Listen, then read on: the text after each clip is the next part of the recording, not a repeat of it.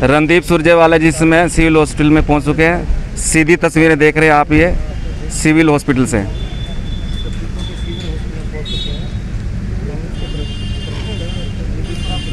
राष्ट्रीय प्रवक्ता श्री रणदीप सुरजेवाला जी civil hospital में जो है पहुंच चुके हैं। आप सीधी तस्वीरें देख रहे हैं। श्री रणदीप सुरजेवाला जी का वेलकम करते हुए कांग्रेस पार्टी के कार्यकर्ता गणमान्य व्यक्ति श्री रणदीप सुरजेवाला जी का स्वागत करते हुए ये सीधी तस्वीरें आप देख रहे हैं सिविल हॉस्पिटल सफीदों से।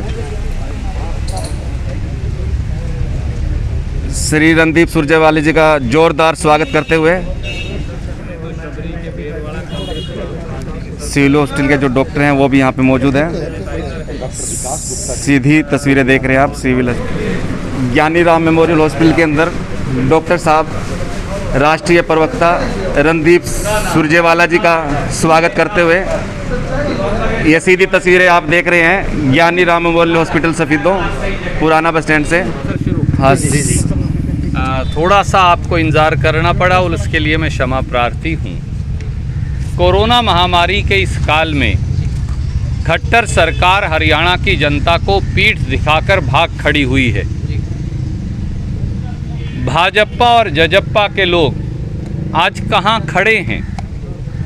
कोरोना महामारी का समय सर चढ़कर लोगों को संक्रमित कर रहा है, परंतु आज खट्टर सरकार है कहाँ? गांव और कस्बों तक फैली कोरोना महामारी, खट्टर सरकार की है क्या तैयारी? कांग्रेस तो कोरोना काल में कर रही सेवा और भाजपा और जजप्पा के लोग बैठकर खा रहे सत्ता का मेवा। सच्चाई यही है साथियों। आज पूरी दुनिया में कुल संक्रमण के मामलों में देश पहले पायदान पर है। आज पूरी दुनिया में प्रतिदिन होने वाली मौतों में देश पहले पायदान पर है। और जब से कोरोना महामारी शुरू हुई है और आज तक का अगर कुल संक्रमण गिने तो दुनिया में देश दूसरे पायदान पर है। 80,000 के करीब का आंकड़ा अकेले हरियाणा के अंदर हो गया। कोरोना संक्रमण की बढ़ोतरी में हरियाणा अब 5वें सबसे ज़्यादा संक्रमण तेजी से बढ़ने वाले पायदान पर है। सरकार क्या कर रही है? खट्टर सरकार, दुष्यंत चौटाला जी और मनोहर लाल खट्टर जी और उनकी सरकार आज गुम हो गई है। पूरे हरियाणा में कोरोना से लड़ने वाले खट्टर सरकार की गुमशुदगी के पर्चे लग गए हैं। ये एक कड़वा सत्य है। सरकार ने लगभग 310 करोड़ रुपया कोरोना फंड में इकट्ठा किया। खट्टर सरकार का बजट अभी हाल में आया है, खुद मुख्यमंत्री ही वित्त मंत्री हैं। 57,000 करोड़ का बजट था। वो सारा पैसा गया कहाँ? क्या खट्टर सरकार ने की ये जिम्मेवारी नहीं थी कि वो एक एक घर एक एक दुकान तक मास्क पहुंचाते, परंतु उन्होंने ये जिम्मेवारी नहीं निभाई? क्या खट्टर सरकार की जिम्मेवारी नहीं थी कि सरकारी अस्पतालों के अलावा प्राइवेट अस्पतालों, MBBS डॉक्टर्स, और मैं तो ये कहता हूँ वो सरकार कर सकती थी, BAMS डॉक्टर तक भी और RMP तक भी पहुँचाती, पर क्या PPE किट पहुँचाई कहीं? उन्होंने कहीं नहीं दी। क्या सोडियम हाइपोक्लोराइट का छिड़काव और दवाई पहुँचाई? वो भी उन्होंने नहीं किया। क्या उन्होंने कोई चार्ली टोर्नेडो मशीन से छिड़काव करवाया जैसे कांग्रेस के हमारे साथियों ने किया? वो भी उन्होंने नहीं किया। तो फिर सरकार बनाई किस लिए थी? 75 पार का नारा किस लिए दिया था? और ये सरकार कर क्या रही है? उल्टा अगर मुख्यमंत्री जी को भी संक्रमण हो गया, हम उनकी अच्छी सेहत की प्रभु से कामना करते हैं, तो मुख्यमंत्री प्राइवेट अस्पताल में भर्ती हो गए। साथियों, यहाँ BPS मेडिकल कॉलेज है गोहाना में, मुख्यमंत्री के खुद के इलाके में कल्पना चावला मेडिकल कॉलेज है, रोहतक मेडिकल कॉलेज है, फरीदाबाद मेडिकल कॉलेज है, गुड़गांव मेडिकल कॉलेज है। अगर प्रदेश के मुख्यमंत्री ही सरकारी अस्पतालों में अविश्वास प्रस्ताव पारित कर देंगे तो फिर 2.5 करोड़ जनता का क्या कसूर है? अगर प्रदेश के मंत्री ही बीमार होने के बाद, संक्रमण से ग्रस्त होने के बाद सरकारी अस्पतालों पे कांटा मार देंगे तो हरियाणा की 2.5 करोड़ जनता क्या करेगी? और किसी कोरोना वॉरियर को हमने पहले दिन से मैंने मांग रखी है, आपको याद करिए, डॉक्टर साहिबान को, नर्स को, पैरामेडिक्स को, पत्रकार को, पुलिसकर्मी को, सफाई कर्मी को, फायर ब्रिगेड कर्मी को, पानी बिजली के कर्मचारी को, इन सबको कोरोना लग सकता है। बाकी सरकारी कर्मचारी हैं, आप पत्रकारों को बराबर की मैचिंग ग्रांट 6 महीने के लिए दे दीजिए, जो सरकार दे सकती है। एक फूटी कोड़ी खट्टर साहब ने नहीं दी। हमारे जो दुकानदार भाई हैं, 5-5 महीने से बिक्री नहीं हुई दुकान पे माल की, जो पूंजी से माल खरीदा था उसका ब्याज भी चल रहा है। ना तो बिजली के बिलों में कोई दुकानदारों को कमर्शियल बिल में माफ़ी दी, और इसके अलावा बिजली के बिलों अगर आप छोड़ भी दें, बिजली बिलों को छोड़ दीजिए, कारिंदों की तनख्वाह के बारे में कोई पैसा नहीं दिया। कारिंदों की तनख्वाह भी छोड़ दीजिए, जो ब्याज था कम से कम वो माफ़ कर देते, वो भी नहीं किया, और लोगों को अपने हाल पे छोड़ दिया। किसान भाइयों को उनकी फसल लुट गई, एक फूटी कोड़ी नहीं दी।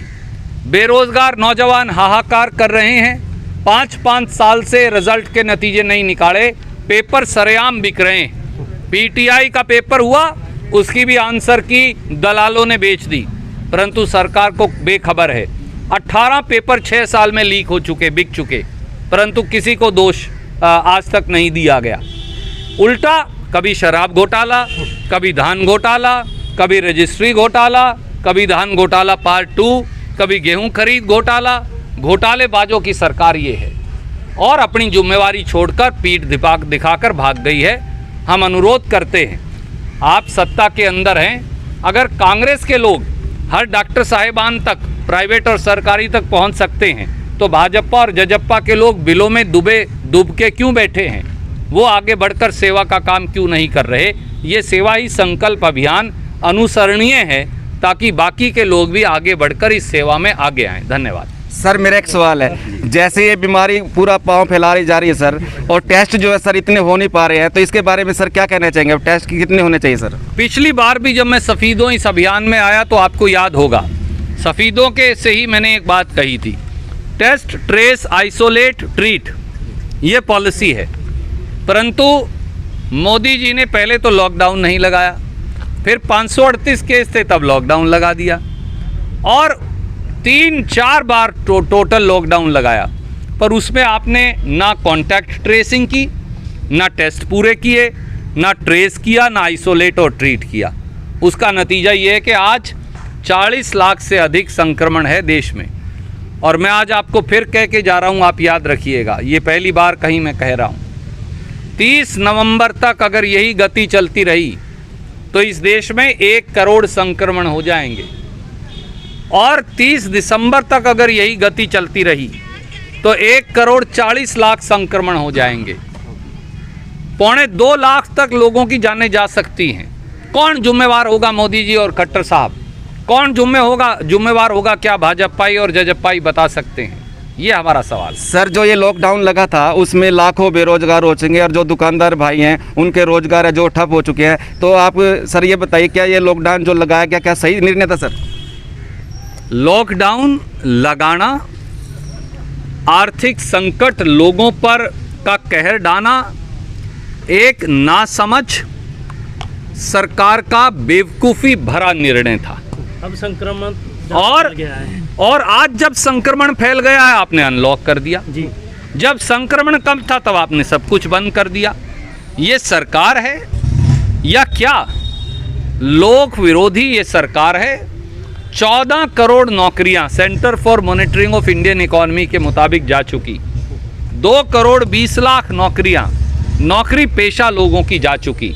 किसान, भूमिहीन मजदूर, मध्यम वर्गीय लोग, उनके लिए ये सरकार उनका गला घोट रही है, उनकी ज़िंदगी नष्ट करने पे लगी है। सर मेरा एक सवाल है, हर कर्मचारी धरने पर बैठा है, क्या कहेंगे? सरकार किस तरह से काम कर रही है सर?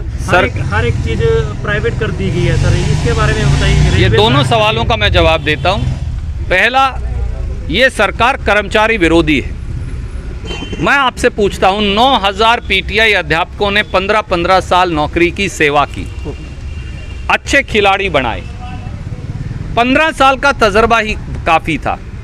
ना उनकी नौकरी में कोई हेराफेरी पाई गई, ना कोई भ्रष्टाचार पाया गया, प्रोसीजरल अनियमितता पाई गई।